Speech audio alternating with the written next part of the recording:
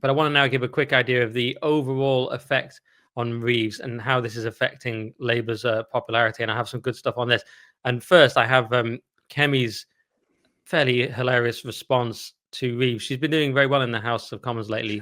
Whatever you think of the Tories or Kemi, I think that's fair. Let's have a look at this one. We now know that the head of the OBR was forced out for telling the truth, that the Chancellor did not need to raise taxes on working people. We also know that the Chancellor was briefing the media, twisting the facts, also she could break her promises and raise taxes. Mr. Speaker, if she was a CEO, she would have been fired, and she might even have been prosecuted for market abuse. That's why we've written to the Financial Conduct Authority.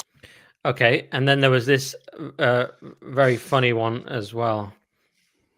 Let me read to him what his own cabinet members are saying, and I quote, "The handling of this budget has been a disaster from start to finish."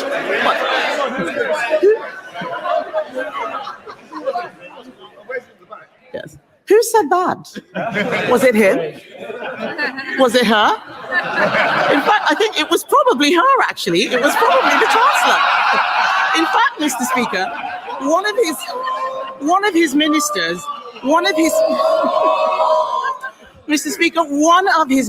said the Chancellor and Prime Minister look weak and incompetent. The country agrees. I've just gone completely to a different bloke.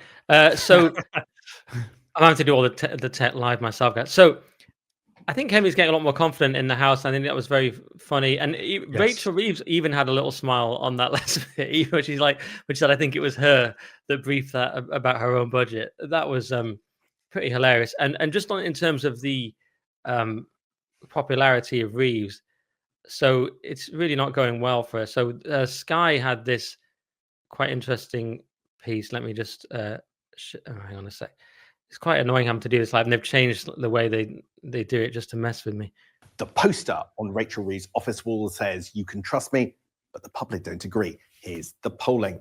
Now, the biggest question in the run-up to the budget is whether or not she exaggerated the bad economic news to put up taxes. 37% of people agree with that, say that she was overly negative in her presentation of the economic news in the run-up to the budget. That's more than twice the 18% who thought she was broadly honest, 13% who thought she was overly positive. We don't include the don't knows, but still, that's a very bad result for Rachel Reeves. Let's look at individual tax and spend. Okay, so that's the popularity of, that's the people, how people feel about whether she misled about the budget. Now this is the actual popularity of Labour. Which party most? You can see when Keir Starmer came in, gradually he rebuilt the Labour Party's reputation for economic management, overtaking the Tories in 2022 and then steadily building.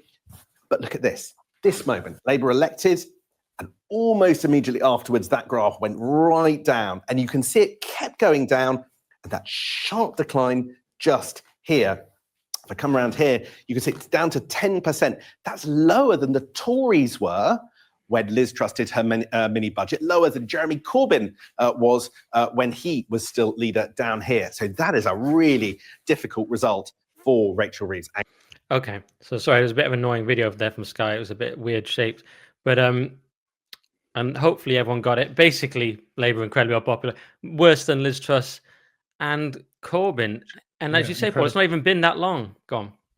It hasn't been that long. And a couple of things there. Back to Kemi very quickly. I want to say that her performances ever since the response to the budget have been A1, really. Really what you'd expect from an opposition leader. She's appeared to have come into her own.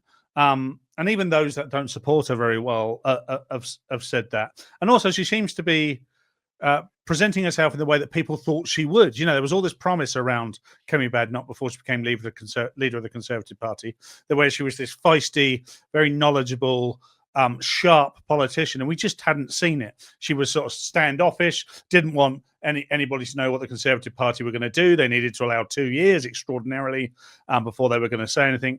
But this budget, she's responded to very well, and the fallout to it. So I just wanted to say that because I want to reply to that before we go on to the other bit. You're right. I mean, and the fact that she's relaxed and laughing. I mean, when she laughs, it's actually very appealing. She's quite funny, and when she's enjoying it, she laughs at the chuntering in the House.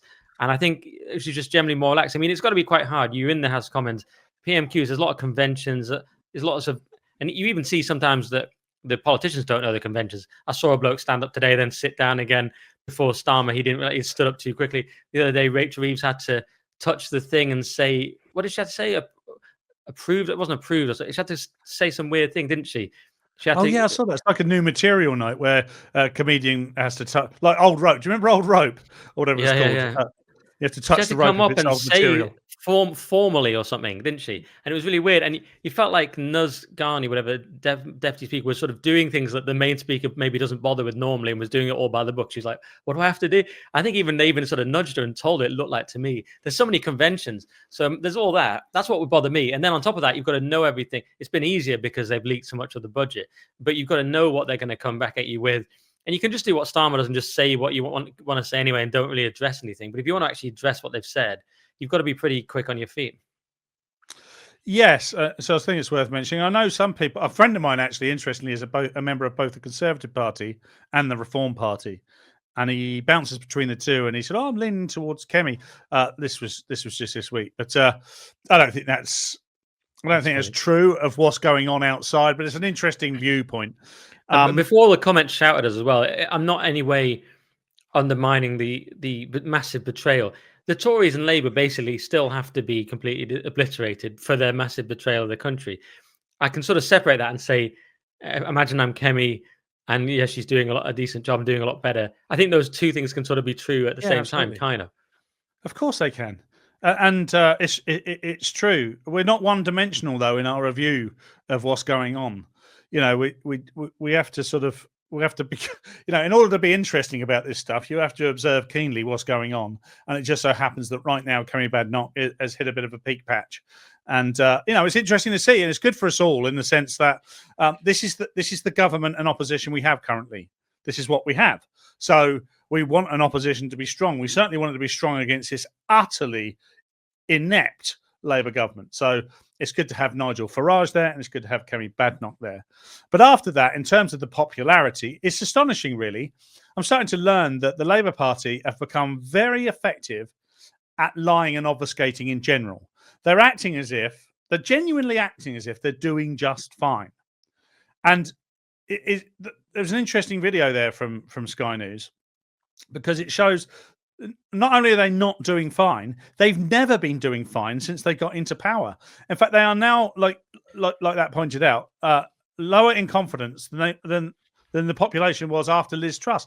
And a lot of people were incredibly uncomfortable and totally unconfident about the government after what happened with Liz Truss. Now, we're not going to get into that, and I think you and I have a similar view on this, and it wasn't as bad as they wanted us to believe.